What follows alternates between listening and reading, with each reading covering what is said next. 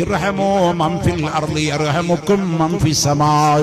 ഭൂമിയിലുള്ളവരോട് കരുണ കാണിക്കാൻ പഠിപ്പിച്ച മതമാണ് ഇസ്ലാം.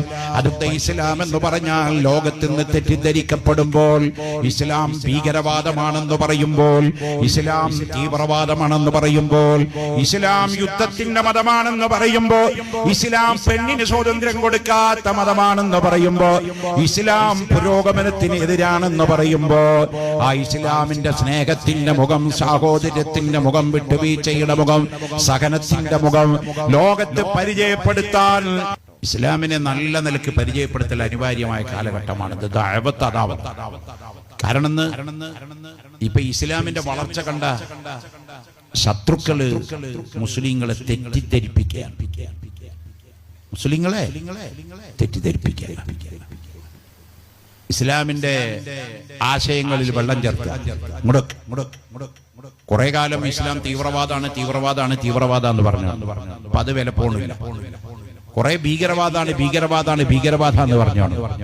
അപ്പൊ അത് വില പോണില്ല എന്ന് മനസ്സിലാക്കിയപ്പോ പുതിയ പുതിയ ന്യായങ്ങളുമായിട്ട് വന്നിട്ട് നമ്മുടെ ഇടയിൽ ഭിന്നിപ്പുണ്ടാക്കി, ഇസ്ലാമിന്റെ ഇടയിൽ കൺഫ്യൂഷൻ ഉണ്ടാക്കാൻ ബുദ്ധിമുട്ടുന്ന കുറെ ശത്രുക്കളെ നമുക്ക് ഇപ്പോഴും കാണാം. ഈ അടുത്ത ദിവസം നമ്മുടെ സുന്നത്ത് ജമാഅത്തിന്റെ ശക്തനായ നേതാവ്, നമ്മുടെയൊക്കെ ഉസ്താദായ, നമ്മുടെ ഉസ്താദുമാരുടെ ഉസ്താദായ, നമ്മളെല്ലാം വളരെ സ്നേഹത്തോടെ നോക്കിക്കാണുന്ന ശൈഖുന സുൽത്താനുൽ ഉലമ ശൈഖുൽ സമാൻ കാന്തപുരം AP ഉസ്താദ്, അല്ലാഹു ആഫിയത്തുള്ള ദീർഘായുസ്സ് ഇസ്സത്തിലായി ഹിമ്മത്തിലായി റാഹത്തിലായി നീ ഏറ്റിക്കൊടുക്കണേ അല്ലാഹ്.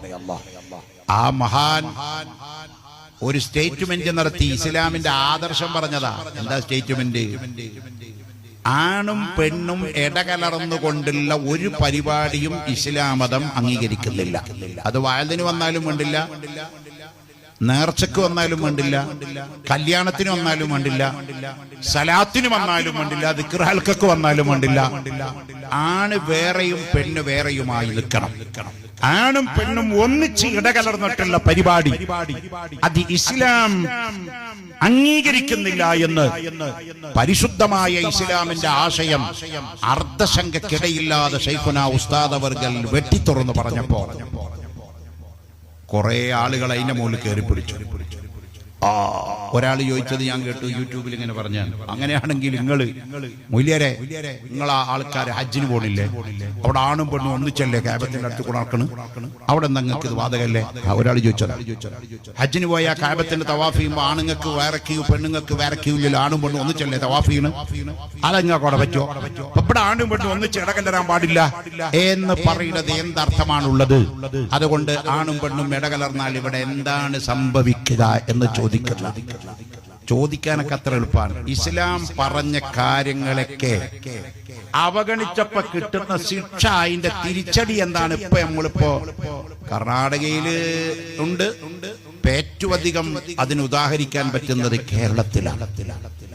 ഈ ഒരു മാസത്തിന്റെ ഉള്ളിൽ കേരളത്തിൽ സുബ്ഹാനല്ലാഹ് മയക്കമരുന്നിനെ അടിമപ്പെട്ടുകൊണ്ട്, ഡ്രഗിന്, ബ്രൗൺ ഷുഗറിന്, മയക്കമരുന്നിനെ അടിമപ്പെട്ടുകൊണ്ട് 12 ചില്ലാനം കൊലപാതകങ്ങളാണ് കേരളത്തിൽ നടന്നത്. താമരശ്ശേരിക്കടുത്തൊരു സ്ഥലത്ത് 24 വയസ്സുള്ള മുസ്ലിമായ ചെറുപ്പക്കാരൻ ക്യാൻസറിന് ഓപ്പറേഷൻ കഴിഞ്ഞ് കിടക്കുന്ന ഉമ്മാന്റെ തലക്ക് ഓപ്പറേഷൻ കഴിഞ്ഞ് കിടക്കുന്ന ക്യാൻസർ പിടിച്ച് അസുഖമായി കിടക്കുന്ന ഉമ്മാന്റെ റൂമിലേക്ക് കടന്നു എന്നിട്ട് മയക്കമരുന്നടിച്ച് ഡ്രഗ് അടിച്ചവൻ വലിയ കത്തി കൊണ്ടുപോയിട്ട് 12, 13, 20, 22 കുത്തിയിട്ട് ആ ഉമ്മാടെ തലച്ചോറ് പുറത്തിയാടി കൊന്നുകളഞ്ഞു. കുത്തിയവന്റെ പേര് മുസ്ലിമാണ്, താമരശ്ശേരിക്കടുത്താണ്, കോഴിക്കോട് ജില്ലയിലാണ്. അപ്പോഴേക്കും പിറ്റേ ദിവസം അതാ വരുന്നു തിരുവനന്തപുരത്തുനിന്ന് വേറൊരു വാർത്ത. അച്ഛനും മകനും തമ്മിൽ തർക്കമായി തർക്കിച്ചു നിൽക്കുന്നതിന്റെ ഇടയിൽ കത്തിയെടുത്ത് അച്ഛന്റെ പള്ളക്ക് കയറ്റി മകൻ കൊന്നുകളഞ്ഞു അച്ഛനെ. മയക്കമരുന്നാണ്. സുഹൃത്തുക്കളെ, അവിടെയും തീർന്നില്ല. അപ്പോഴാ ഇതാ വരുന്നു 14, 15 വയസ്സുള്ള 2 കുട്ടികൾ ഒരു ഗ്രൗണ്ടിൽ ഇങ്ങനെ ഇരുന്നിട്ട് മയക്കമരുന്നടിക്കുകയാണ്. 40 വയസ്സുള്ള ഒരു പക്വതയുള്ള മനുഷ്യൻ വന്നിട്ട് പറഞ്ഞു, പൊന്നു മക്കളെ, നിങ്ങൾ മയക്കുമരുന്ന് അടിക്കുകയാണോ എന്ന് ചോദിച്ചപ്പോ ആരടാ നീ ഞങ്ങളോട് ചോദിക്കാനെന്ന് പറഞ്ഞിട്ട് അവന്റെ കയ്യിലുള്ള കടാരെടുത്തിട്ട് 40കാരന്റെ പള്ളക്ക് കയറ്റിയിട്ട് കൊന്നതാരാ? 14കാരനാണ്. 14 വയസ്സുള്ള ചെറുപ്പം പയ്യനാണ് 40കാരനെ കുത്തിക്കൊന്നത്. ഇങ്ങനെ മയക്കുമരുന്നടിച്ചിട്ട് അമ്മനെ കൊല്ലുക, അച്ഛനെ കൊല്ലുക, വാപ്പാനെ കൊല്ലുക, പെങ്ങളെ കൊല്ലുക, അധ്യാപകനെ കൊല്ലുക. ഇതൊക്കെ ഇപ്പോൾ നിത്യ സംഭവമായി മാറി. എന്റെ പ്രിയപ്പെട്ടവരെ, നിങ്ങളുടെ മക്കളെ നിങ്ങൾ IAS പഠിപ്പിച്ചോ, IPS പഠിപ്പിച്ചോ, IFS പഠിപ്പിച്ചോ, IRS പഠിപ്പിച്ചോ, ഡോക്ടറാക്കിക്കോ, എഞ്ചിനീയറാക്കിക്കോ, വക്കീലാക്കിക്കോ, ജഡ്ജാക്കിക്കോ, സയന്റിസ്റ്റ് ആക്കിക്കോ, ആര് വേണമെങ്കിലും ആക്കിക്കോ, കുഴപ്പമില്ല. അതൊന്നും ഇസ്ലാം എതിർക്കുന്നില്ല. പക്ഷേ മതവിദ്യാഭ്യാസം കൊടുത്തിട്ടില്ലെങ്കിൽ നാളെ നിന്റെ ചങ്കിലേക്ക് കഠാര കയറ്റുന്നത് മോനാണ്. ഉമ്മ, നിന്റെ നെഞ്ചത്തേക്ക് കറ്റുകുത്തി ഇറക്കുന്നത് നിന്റെ പൊന്നുമോനാണ്. IAS പഠിപ്പിക്കണ കോളേജിലൊന്നും ബാപ്പാനെ ബഹുമാനിക്കണം എന്നൊരു ശാഖ പോലും പഠിപ്പിക്കുന്നില്ല.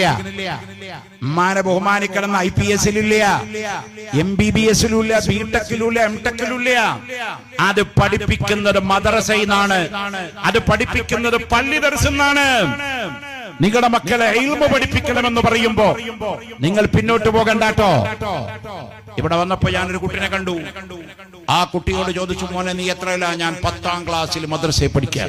അൽഹംദുലില്ലാഹ്, നാട്ടുകാരനായ ഒരു കുട്ടി 10ാം ക്ലാസ്സിൽ മദ്രസയിൽ പഠിപ്പിക്കുന്നു. അൽഹംദുലില്ലാഹ്, പഠിക്കുന്നു. അൽഹംദുലില്ലാഹ്, അങ്ങനത്തെ മക്കളുണ്ടാവട്ടെ. ഈ മദ്രസയിലാണ് നമ്മൾ പഠിപ്പിച്ചു കൊടുക്കുന്നത്. മോനെ, നിന്റെ ഉമ്മാന്റെ കാലിന്റെ ചോട്ടിലാണ് നിനക്കുള്ള സ്വർഗം.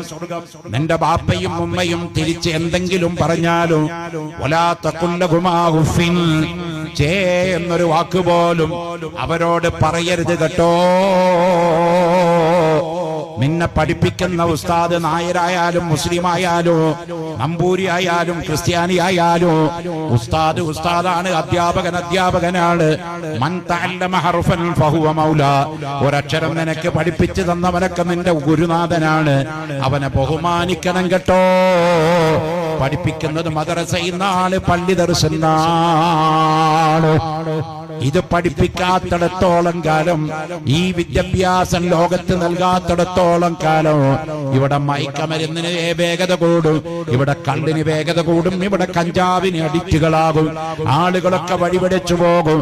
അതുകൊണ്ട് മതവിദ്യാഭ്യാസം പഠിപ്പിക്കലല്ലാതെ അതിന് മറ്റൊരു മരുന്നുമില്ല.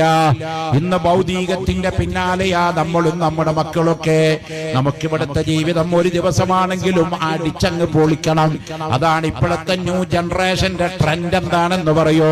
ഒരു ദിവസമാണ് ജീവിക്കുന്നതെങ്കിലും അടിച്ചു പൊളിച്ച് ജീവിക്കണം എന്നുള്ളിടത്താണ്. അങ്ങനത്തെ ഒരു ലൈഫല്ല നമുക്ക് വേണ്ടത്.